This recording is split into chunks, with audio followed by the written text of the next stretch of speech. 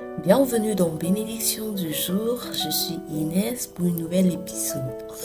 Aujourd'hui, nous méditons sur Proverbe 10, verset 22. Là, il est écrit, c'est la bénédiction de l'Éternel qui enrichit et il ne la fait suivre d'aucun chacun. Installe-toi, respire lentement et laisse ces mots poser une paix sur ton cœur. C'est la bénédiction de l'Éternel qui enrichit et il ne la fait suivre d'aucun chacun.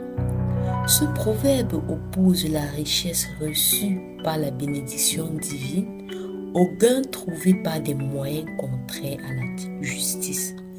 La bénédiction de Dieu apporte plénitude sans le poids du remords ni de la perte.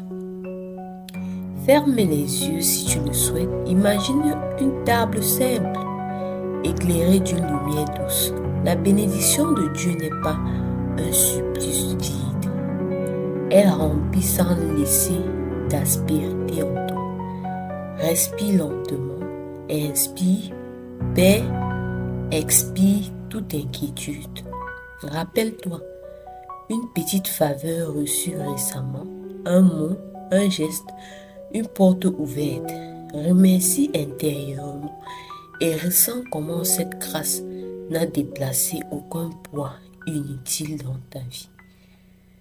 Faisons une petite réflexion pratique. 3 manières concrètes d'ouvrir la place à la bénédiction qui n'apporte pas de chagrin. On voit ici une transparence morale. Choisis des voies droites dans tes décisions quotidiennes. L'intégrité attire la paix. Ne fais pas quelque chose juste sur un coup de tête.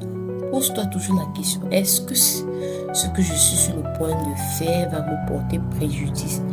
Est-ce que ça va causer du tort à l'autre? La gratitude active. Rends grâce pour les petites choses. La gratitude transforme la voie en bénédiction. Et 3e façon, c'est le partage responsable. Quand tu reçois, partage avec sagesse. Une bénédiction partagée ne se fragmente pas, mais elle se multiplie. Je vais te raconter une petite histoire d'une personne qui a reçu une opportunité bénie et a découvert que la paix intérieure accompagnant ce don valait plus que l'intérêt matériel. Nous concluons en notant que la bénédiction divine porte des fruits